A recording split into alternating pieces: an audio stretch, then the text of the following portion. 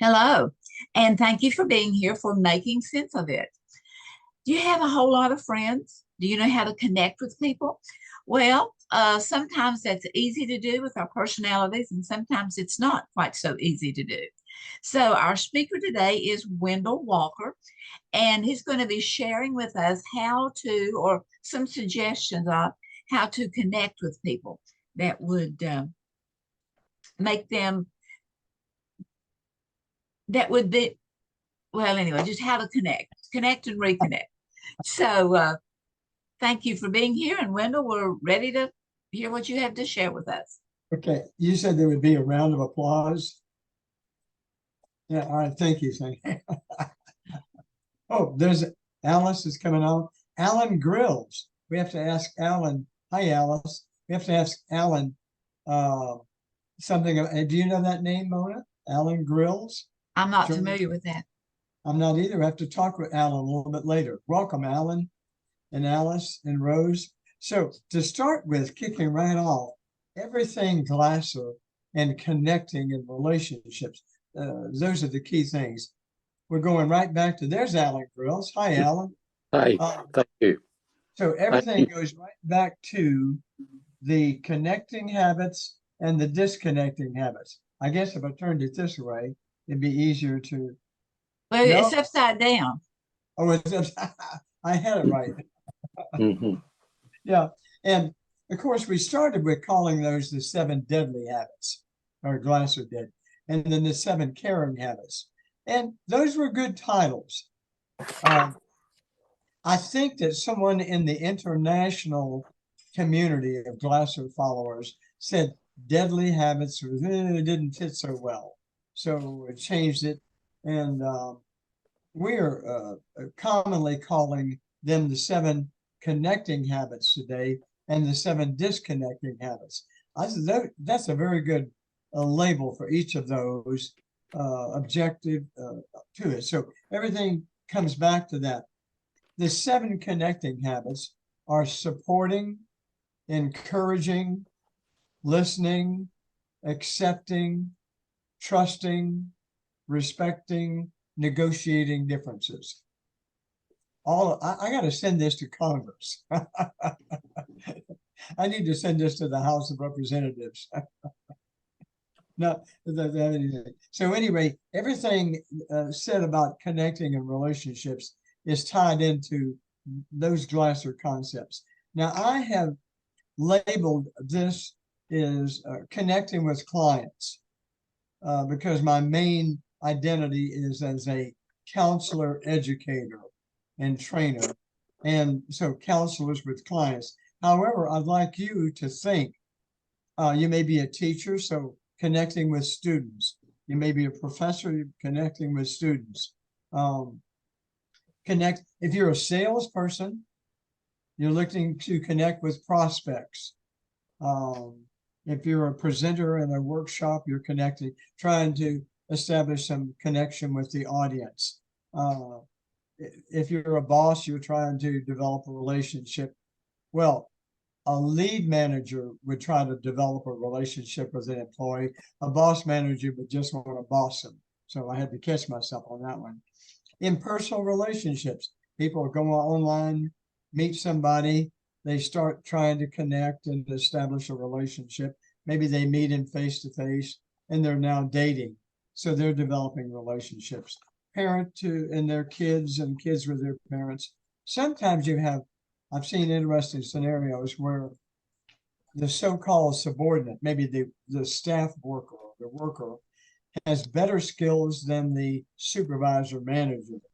The kid has better skills than the adult. The kid is more functional and responsible and has better skills. And it sort of ends up being to the person with the better skills. Thank you, Roy.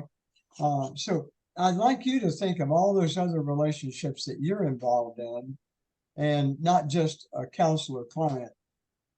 There we go. Oh, just quickly, Roy and I are connected business-wise, friendship-wise, what have you. Roy is right at the threshold of launching this 4-year inventive project and is looking for one more investor. And we recently have made contact with a high profile tennis. This invention is an electronic tennis scoreboard machine that goes right up courtside, portable, and has beautiful graphics and audio and everything like that. And we have made contact with one of the highest profile tennis players ever who lives in our area. And so to work this out, we went back and forth between us 3, 4, 5 times with a plan for developing the connection, further developing the connection to try to encourage this person to listen to what we had to do. So it was an interesting thing. We had a little bit of a connection before we were trying to develop it more. All right. If I ask you what you do to connect with other people in your life and ask you to write it down, you'd write 10, 12, 14, 16 things. And then I say, what about so-and-so? You say, oh yeah, I do that too. So you add that to your list. And you might come up with 15, 20. Later on, you think of some others. There are all kinds of things that you do, but you may or may not think about them currently right on the spot. So what I've done in the basis for this little presentation, over the years when I would do workshops, and I would ask people, what do you do to connect? And I would capture the things that they said on flip chart paper. Then I'd tear them off and I'd bring them home. And one day I looked in the closet and I had 7 or 8 of these sheets. And then I made up a handout. The handout's got 96 items on it. And as I go through these, it's very likely that you do all these things or most of them. You say, oh, I forgot about that. I need to do that more often. I'd like to, So anyway, here comes the handout. And let me just read to you. And what I'm going to do, Mona, to make it easy for host manipulation of the handout, is I'm going to go left to right rather than going down the 3 columns too. Let me read this. An important element of effectively using reality therapy with clients is making a genuine connection with them on both a personal and professional. There would be people who would not do as much personal and some more. Some people may call this, we lost something in the, let me look here. Okay, some may call this making friends rather than man friends, getting involved or establishing rapport. Others might call it building trust, being friendly, or developing lines of communication. So the following items are comments from people in the workshops when I ask them, what do you do? All right, so here we go. Put on your seatbelts. This is going to be fast. And I'm going to zoom through them. Some of them I'll comment on. Others just mention them too. If you would make note of one or several you'd like to highlight, or if you don't see something on this list that you could identify, then be prepared to do that too. All right, respecting privacy and confidentiality. That's important in individual clients and groups. And a counselor typically tells people the extent of, thank you, Mona. Look at that. Look at the skill level. Change that right on the spot. The counselor would tell these things fairly up front. And I heard Glasser in a role play one time, Fitzgeorge Peters says, is everything I say to you confidential? Hey, just between you and me, because he was hustling the whole time. And Glasser says, everything between us is 100% not confidential. And it stopped him. I thought it was, no. He was playing the role of a probation officer. I'm an officer of the court. This is totally non-confidential. Don't tell me anything that you don't want to get back to the judge. But then he goes on to talk about honesty and of exchange or what have you. Encourage. You all have heard me say this before. If you take the National Counselor exam, one of the questions on there is, what's the number one Adlerian psychology technique with clients? And that's encouragement. Well, give it a try. If it involves something that's not going to hurt them physically, major psychological damage, what's the worst thing that could happen? Give it a try. I'm here. I'll go with you, what have you. All right, give support. Support has all sorts of different examples of picture. I'm here for you. I don't give out my phone number to call me at midnight, but you can count on me being here and returning calls and being here for appointments. The next two, let people ventilate and blow off steam. A lot of folks come in for counseling and they're angry, upset at somebody, and they want to ventilate. And there are people that don't want to hear that, and they want to cut through that. If people are not heard and they haven't had a chance to say in a safe environment the source of their anger and frustration, then they keep it and they keep coming back to it. There are people that use foam bats and chairs and the beach and what have you. So there are different ways of letting people blow off steam. You don't want that to happen just time after time after time where they're just complaining. That's a waste of their time and money and yours too. But there seems to be a legitimate reason for letting people ventilate a good bit because nobody else has heard them and at least validated them. Some people use a handshake and a smile when people come in. We had a psychiatrist at a mental health center where I did a year internship, and she never smiled. And she'd come out to the waiting room and she'd say, "Williams, come on back." Kind of like this, as opposed to walking across the room. "Hey, Joanne, nice to see you again. Come on back." Look at the difference. That's when that session starts right then at that first eyeball to eyeball. Related to the same level, I'm rethinking this.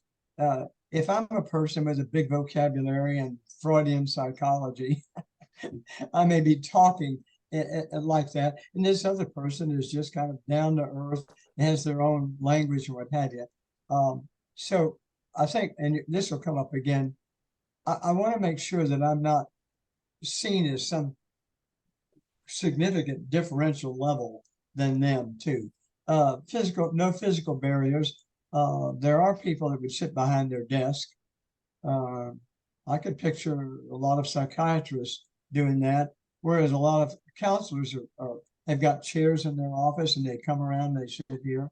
One of the things too, will come up later. A person comes in and you've got 3 chairs and a couch, and you say, and they're looking to see what they're going to sit. You say, "Sit wherever you'd like." Okay, and so you started giving choices right at the beginning. These are not in any time sequential order, so some maybe jump around or come up later. A lot of people would say that it's totally appropriate for the helping person, that's a good phrase, to do personal sharing or self-disclosure if it's not too revealing. If I say, "Oh, I know what you mean about blah, blah, blah. I have the same problem. I'm always this and that." Oh, I've lost some credibility if I'm seen as a dysfunctional person. But if I say, "Well, that's a tough thing going through, losing a pet that you've had for 12 years. I remember several years ago, we lost our dog, and it was very difficult." So a little bit of sharing and self-disclosure. It gives people something else that they can connect to and believability. I say give choices and options, would you like something to drink? I'm going to have a bottle of water. Would you like some orange juice or a bottle of water? Any options and choices you can give people, giving permission for them to speak freely, to say whatever they'd like, answer or not answer questions. Obviously, being as honest and straightforward as you can. I'm trying to think about their physical needs. Immediately in the office, that would be, hey, I keep it kind of cool for me in here. If this is too cool for you, let me know. Or if you want a window open or something like that. There are a whole list of caring words that people can use. Well, for one thing, I care about your welfare. Um, and later, the word help. How can I help? That's a good word. How can I help? And that moves toward let's do something. To get something better going for you. It's a powerful word. You came in, were you wanting some help with something? What were you wanting help with? And just using that word in a lot of different places too. Letting clients decide as much as possible about things. Well, I don't know what to do. What do you think I should do? I said, well, I try to help people figure out for themselves because you know better what would work for you or feel right for you than I do. I, I've made up a little thing a long time ago. I said, well, when I first became a counselor, I was very good at telling people what they needed to do with their life. And then, can you believe it? One time a person came back and said, your plan didn't work very well. So then they were blaming me for it not working, and you don't want that to happen, but let other people decide. Use humor, kidding, and joking. That's one of my strong points. Once in a while, I inadvertently step over the line and maybe make an insensitive comment. Fortunately, in choice theory terminology, I have in my organized behavior an apology. Raymond, listen, let me back off for a second. I think in my eagerness to try to be humorous and engaging and what have you, I think a while ago I was a little bit offensive to you, and I realized that, and I apologize. And so let me go back to that, and you tell me more. But humor is a lubricant for a person who's got not much humor going on. Is that their scales are out of balance and they're not sure what to do. I have a fairly large fairly large I can't even think of a good word, number of humorous comments and jokes and stuff like that too. And you can throw one in and it sounds very spontaneous because it's to the point. I read one, I think I read this to Roy the other day.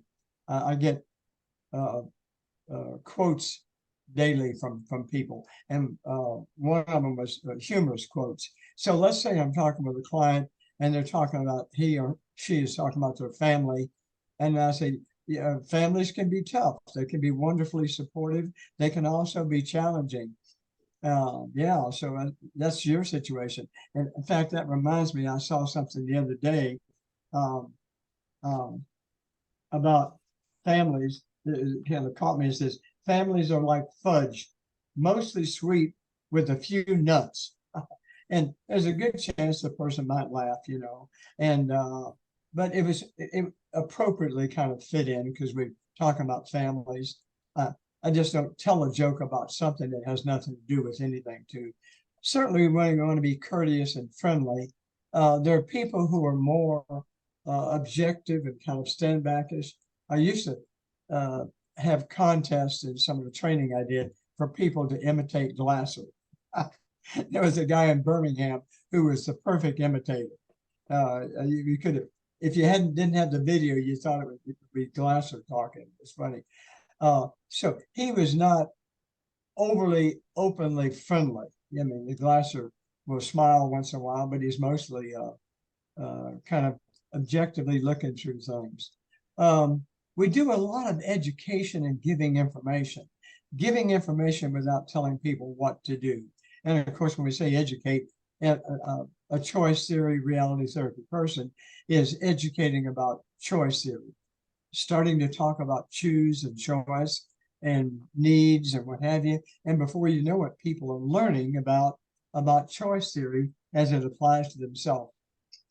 Certainly, physical contact that can be really bad if you've got somebody who doesn't want to be touched at all. But if they're walking into the office and you're kind of coming past, maybe a light touch on the shoulder, come on in, that sort of thing, or maybe a handshake, or maybe a fist bump. Um, I certainly want to be careful not to intrude on their personal space if violation of that space is one of their issues, you know. I want to discuss expectations, their expectations, my expectation. So when you signed up to come in for counseling, what was it that you were hoping might occur? If you could leave here today and felt better about coming in, what would we have accomplished or done? You know, where do you hope to go from here? What do you hope to get out from this too? Skip lines too here. Don't criticize. I I didn't read the 7 disconnecting habits, but one of the things that Glasser talks about, even if I've been an external control psychology person and I can't shift over to these caring and connecting habits, if I could just start minimizing, reducing, giving up, criticizing, blaming, and complaining, things are going to get better.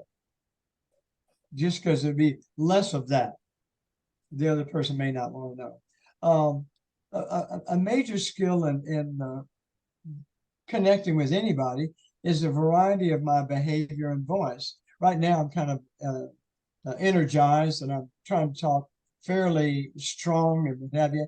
But and I could be leaning forward in my chair saying, you know, Joanne, let me just hold on 1 second here. And I'm talking fairly loud and I'm leaning forward. You know, you came in here telling me this and this and this and this. You know, I'm not clear. What is it that you really want? And then maybe I sit back for a second. And then if they're telling me something that's fairly painful, I've dropped back, my body language softens and gets less animated, and my voice drops into, well, no wonder that you're so frustrated with things. That's a lot to go through. So I'm talking softer and what have you. And then later we get something going. I'm maybe more animated too. Active listening has got to be maybe the core thing. I jumped down line or two, didn't I? Active listening, hearing people and restating. So let me make sure I'm following you. What I hear you saying to me is that this, and this. Is that right? Yes. No, no, no, no. You missed it all. Oh, thank you. And not only active listening and restating it, but then stating, even if they've not mentioned it, stating what I think the impact. So not only, Jeremy, has this thrown an obstacle in the way of this, but my guess is that it's a roadblock to this other goal that you had. It is. And but when you hit it on the head with active listening and restating, it's almost like people can't avoid, yes, getting right in there too. One of them, move out of the office. I was worked at a suburb of Atlanta for a year in a mental health center, and it was on kind of a side street. And several times we kind of went out the back door with the client, and we just walked down through a neighborhood on the street. It was quiet, not much going on. It was a nice kind of a change too. So that was going for a walk. If I can learn from them and genuinely learn from them, and I say, well, you know what? I never heard that before. And I'm sticking that in here as a new piece of learning. In fact, I bet you've got quite a bit that I could learn from you. Any kind of an affirmation or a genuine compliment about people. If it's ingenuine, they'll see through it and then they won't believe anything else. And sometimes it's hard to find something, but folks like us are good at thinking, well, you did this, you did that, and that didn't work, that work. But I'll tell you this, I applaud you for giving it a try. I teach tennis, and the beginning person, misses 80% of whatever it is, and fusses at themselves. Oh, they finally hit a nice ball this way, and it was out, and they're doing like this, they're looking, and they go like this. And I say, well, I'm not into grading, but if I were into grading, I'd give you an A minus. What do you mean it was out? I said, yeah, but you did everything else correctly. The preparation, the hitting, that sort of thing.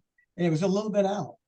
So you're right at the edge of greatness here. So finding partial credit and that sort of thing is good. Eye contact, most people believe that that's something important as opposed to not talking and looking at the person. A person in a role play one time, somebody like ourselves from the workshop, fussed at Glasser. You never look at me. And he was not a Carl Rogers, get right up here. How's it going, Jerry? You know, and Glasser said to them, well, I find it harder to kind of think and process things if I'm looking right at people. So the floor looks pretty good for me, and I do my best thinking or something like that. And so you can have your own style, but the eye contact, if I'm going along like this and I say, hold on a second, and I'm right here, let me just, it's eyeball to eyeball. That starts to make what I'm saying even more important. I talked about reflecting and restating what people say.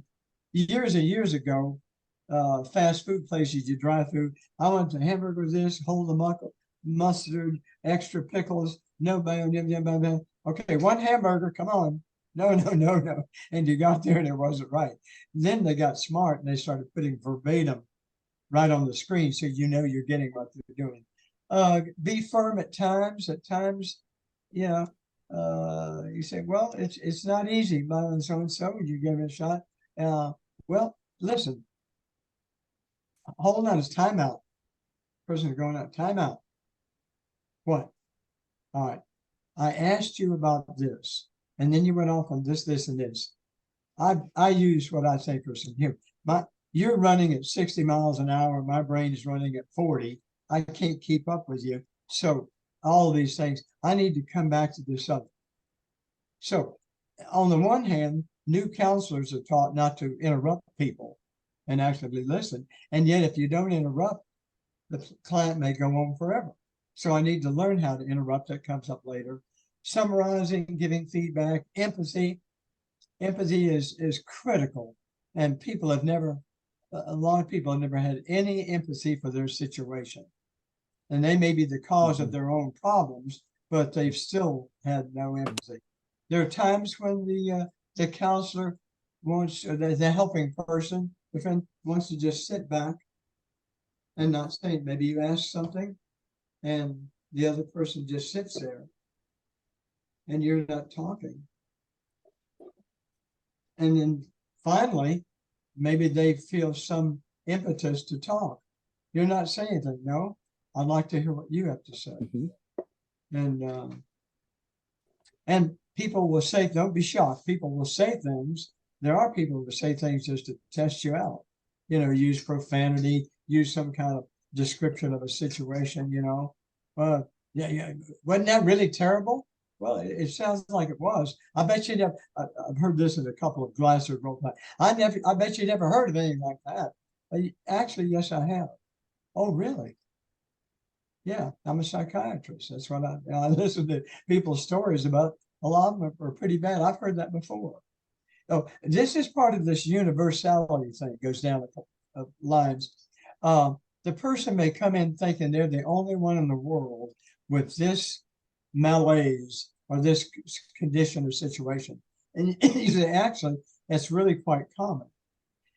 If it's quite common, and that's what we do here at this center is we help people who have these kinds of issues. And we have a pretty good track record. Really? Because to them it's like hopeless, But universality means there's a lot of people that have that same thing. Ask about names. Um, I mean, today, when you meet people, the variety and diversity of names, there's so much. There's so many people from Eastern Europe with names that are not common, people from South America, Central America. I have a habit now of asking, would you spell that for me? And I want to get the print. Well, it's Jabotakasowski. They just call me Jab. Well, I will if you want, but I'd like to know how your name is spelled and how it's pronounced in your country. Now, I can learn to do that. It may take me a couple of times. And look at the affirmation you're giving to that person that their name means something. I had a co-worker who introduced himself as Arnie Cardenas. Hi, I'm Arnie Cardenas. And I said, Cardenas, it's C-A-R-D-E-N. Well, it's actually Cardenas, Alnulfo Cardenas. Oh, but the white Anglo-Saxon Protestant group couldn't pronounce that, so they just say Arnie Cardenas, you know. Well, it valued him for me to learn about his name and then say it right. What would you like to be called? And I would do that too, using their name. I asked an African woman who came in one time about her name, and certainly a very unique African name. And I got that right. Asked her what she'd like to be called, but I asked her, how do you say hello in whatever language? I don't know, Swahili or Ugandan or what, but I asked her how to say hello, and I practiced it 2 or 3 times. And every time she came in, I would say hello in that language. I didn't learn a lot of other things too, but she and I were buds because I just took the time for that little bitty thing right there. How can I help? Doing activities with them. You may have some icebreaker topic. And in choice theory approach to people, I'm hoping to be need satisfying. I'm hoping in the session with me that they feel a little sense of belonging to another human being who's not judging them, belonging. I'm hoping that they get some affirmation, some confirmation legitimately of themselves as a human being, worthwhile human being, and things that they've done that were worthwhile. So we would call that power. I'm hoping that there'll be an appropriate time or 2 or 3 for a little bit of humor. In fact, I can even say, you know, I like that. What do you mean? That's the first time you've chuckled or smiled today, because you have a lot of stuff that you don't have reason to smile for. And I know that most people need to have some fun in their life. What do you do for fun? Oh, who's got time for fun? Blah, blah, blah. What did you do for fun before this situation came in and ate up all your time? What we focus on positives throughout reality therapy, whether it's teaching, counseling, supervising, whatever. One of the classic tools is my role is, my job is not. Your job is not. My job as a counselor is not to tell you what to do with your life, is to hear you out, see if I can facilitate you figuring out a better plan of operation than you've had before. You know, what we do here at the Happy Counseling Center, we help people to figure out things for themselves. We talk with them, try to get what's important to them. I like reality therapy. I can say to them, what I do is I try to develop a relationship with you. I try to find out what's going on in your life at the moment. And obviously something in your life, I use the scales, something in your life is not the way you want it to be going, to find out what it is now and how you'd like it to be. And then because we use a personal responsibility orientation methodology, I say, what have you been doing to try to make things better? You know, who do you have control over, that sort of thing. So you're teaching choice theory the whole time. If I say to a person, listen, before we meet next time, this is kind of hard to find, but I will do this myself. I'll find out where you have to go to make an application for unemployment or job training. I'll find that out. And you're going to do this, this, this. And then next week, I followed through and I've done that. Sometimes you use some small talk. If a person has a sports interest in music, they might say, well, do you have some interest in music? And I say, oh, me too. I went to a concert the other night with Kenny Loggins or something like that. Maybe you get side. Those things help build. I don't want to talk about that forever because they're paying money to come in with the issue. Looking for commonalities. Do you have to come a long way to get here? Do you live nearby? Whereabouts in the area do you live? What kind of things? Glasser always asked about work. It was, what do you do for work? When are you going to work?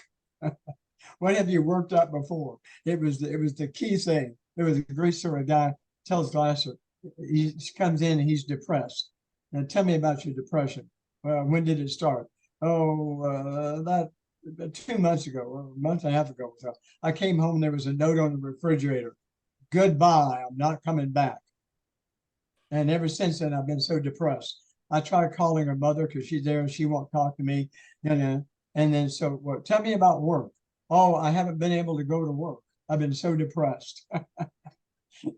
Well, and you give a little empathy. It's a tough situation. I understand that. Glasser, my gosh, embed this in your brain because you use it sometime or another. I don't know if she'll ever come back. All I know is that I think she's more likely to come back if you're employed than if you're unemployed. How long can you go without going to work and keep your job? My goodness. So work. Glad to see you today. Come on in.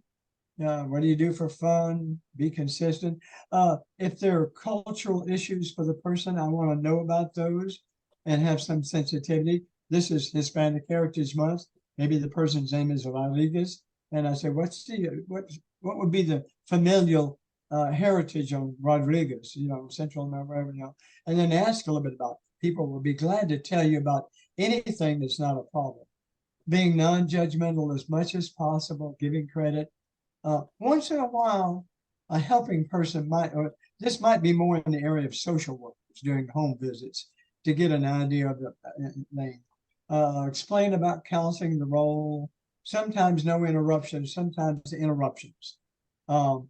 Maybe using different words that they use that may have a slightly different meaning, but catch their stuff, using their jargon. There are people who would not be inclined to do this. If the person says, well, they just shit on you all the time. I might say, well, tell me how they've been shitting on you. I'm not recommending that for every person. And that would be offensive to other people. I don't mind saying, tell me how they've been specifically lately, how they've been shitting on you, how they've been messing with you. You could change it. How they've been, whatever, making your life miserable. What do you want? Well, this is the question. What do you want? What do you really want? What do you want from me? Well, I want you to tell me what to do. Wow, this is tough. I'm in trouble. I don't do that here. You want your money back? I might even laugh something like that. Yeah, I'm not going to do that. All right. I'll give them my name and tell them what they can call me. What brings you in here? What's going on in your life right now? Well, you see, when I was 3 years old, okay, you don't want to listen forever to those things and that, but you're coming in today because of something that's going on right now. Okay, I want to hear about that maybe later on. My wife was in private practice as a therapist in Atlanta, and she had a client that it was 6 months, a client about a female about age 40. It was 6 months of good counseling, weekly, regular sessions, 6 months before the woman told her that she'd been sexually assaulted as a young girl or teenager. And the woman had never told anybody, she's holding this. Look at the energy that it takes to keep other people from knowing this, energy that you could be using out in the world. But it took that long. My wife's a wonderful person, a wonderful therapist, but it took 6 months before that woman felt safe enough. And so you just keep going, keep plugging away. Don't interrogate. We ask a lot of questions, and I have to be careful about this. You want to ask questions, but not look like you're interrogating people, because they've had other. Where were you? What were you doing? Who were you with? The tone of voice, what have you. Keep on focus. There was a role play with Glasser playing a principal and a kid that was in trouble, been sent to the bank. And the kid says something like, I guess you're going to kick me out. And he says, no, we don't kick people out. We work it out. We work out the problem. You can't learn anything if we kick you out of school. We can't teach the others if you're disrupting the classroom. We want to work this out so you're here. I love it. No kick out, work it out. Okay. I'm calling this to an end, officially to an end. Mona, you can hit the end of. Well, thank you, Wendell. That All was a lot of information. A lot. So we will go ahead and close out and thank all of you for being here. And we'll give you about 20 minutes or so to make comments after we've stopped the recording. So thank you and many blessings. Thank you.